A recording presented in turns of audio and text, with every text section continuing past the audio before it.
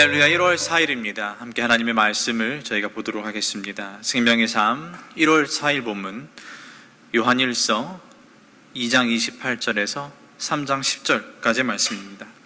제가 본문을 다 읽지는 않고 2장 28절, 29절 그리고 3장 1절에서 3절을 읽고 함께 말씀을 나누겠습니다. 자녀들아, 이제 그의 안에 거하라. 이는 주께서 나타내신 바 되면 그가 강림하실 때에 우리로 담대함을 얻어 그 앞에서 부끄럽지 않게 하려 함이라. 너희가 그가 의로우신 줄을 알면 의를 행하는 자마다 그에게서 난 줄을 알리라. 3장입니다. 보라, 아버지께서 어떠한 사랑을 우리에게 베푸사 하나님의 자녀라 일컬음을 받게 하셨는가. 우리가 그러하도다. 그러므로 세상이 우리를 알지 못함은 그를 알지 못함이라. 사랑하는 자들아, 우리가 지금은 하나님의 자녀라. 장래에 어떻게 될지는 아직 나타나지 아니하였으나 그가 나타나시면 우리가 그와 같을 줄을 아는 것은 그 참 모습 그대로 볼 것이기 때문이니 주를 향하여 이 소망을 가진 자마다 그의 깨끗하심과 같이 자기를 깨끗하게 하느니라. 아멘. 오늘 본문의 시작에 사도 요한은 저희에게 중요한 영적 도전을 줍니다. 주님이 우리를 부끄러워 하시는 삶을 살 것인가, 아니면 우리를 자랑스러워 여기시는 삶을 살 것인가. 오늘 본문을 보니까 주님 안에 거하였을 때, 주님 다시 오실 때에 우리가 부끄럽지 않다고 이야기를 합니다.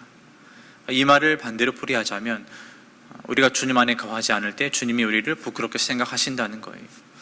자, 그럼 그때는 언제인가? 바로 우리가 세상 살면서 주님의 이름을 외면했을 때, 주님을 부끄럽게 생각했을 때 주님 또한 그때 우리를 부끄럽게 여기실 거다라는 겁니다.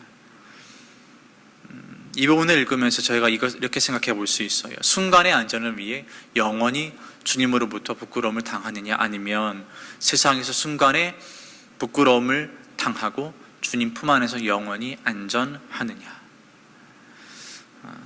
이 질문은 당시 로마의 박해에 맞서거나 또 피해서 신앙생활을 하던 그리스도인들에게 큰 도전을 주었습니다.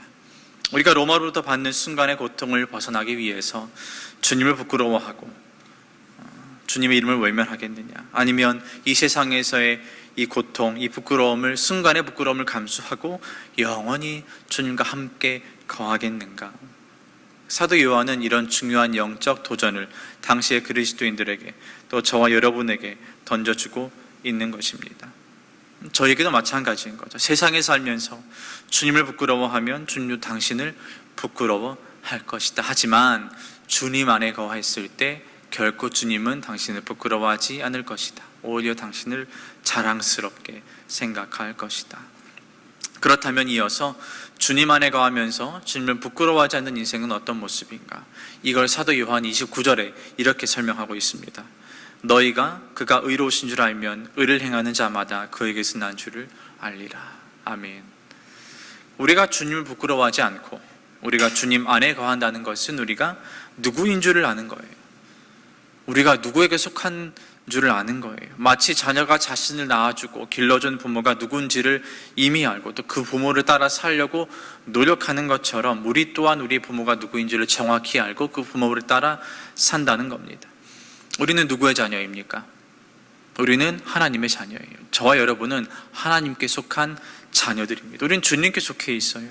그리고 우리는 그분을 따라 사는 사람들이에요. 그래서 스스로를 그리스도인이라고 부릅니다. 이게 주님 안에 거하는 것이고, 이게 주님을 부끄럽게 생각하지 않는 모습이에요. 그리스도인처럼 사는 것. 그리고 사도 요한 여기서 말하고 있는 의, 이 의는 저희가 잘 알고 있는 그 의예요. 주님을 믿음으로 의롭게 되는 것, 주님을 내 구주라 고백함으로 내가 의롭게 되는 것, 주님 보시기에 흠없게 되는 것, 믿음으로 하나님 나라에 들어갈 수 있게 되는 것, 이게 바로 사도 요한이 이야기하고 있는 의입니다. 믿는 믿음을 행하면서 사는 것. 이러한 모습이 저와 여러분에게 드러나기를 주님의 이름으로 축복합니다. 이어서 3장 1절에서 3절에 보면 사도 요한은 다시 한번 우리가 또 누구인지를 설명을 합니다. 우리가 어떤 사랑을 받았는지에 대해 이야기를 하고 있어요. 우리가 하나님의 자녀고 하나님이 우리에게 아버지라고 부를 수 있는 은혜를, 그 사랑을 베풀어 주셨다. 그러므로 우리는 그 사랑 안에 거하고 하나님의 자녀로서 어떻게 살아야 합니까? 깨끗하게 자기를 깨끗하게 해야 한다. 이게 사도 요한이 그리스도인들에게 강조하고 있는 영적 자세입니다. 깨끗함, 성결, 거룩. 성도는 깨끗해야 돼요. 성결해야 합니다. 하나님이 깨끗하시기 때문에 저희도 부모된 하나님을 따라 깨끗해야 합니다.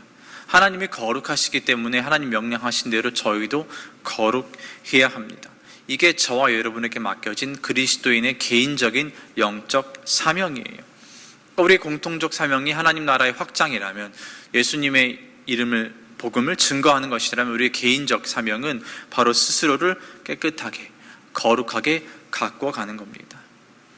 사도 요한이 이 글을 썼을 당시 교회는 두 개의 커다란 집단으로부터 공격을 받고 있었습니다. 하나는 로마란 제국으로부터 받는 물리적 박해, 또 하나는 영지주의라는 이단으로부터 받는 영적 공격. 그렇게 사도 요한은 이 선지서를 쓰면서 먼저 박해를 견뎌야 한다 라고 이야기를 하고 있어요. 주님을 부끄러워해서는 안 된다.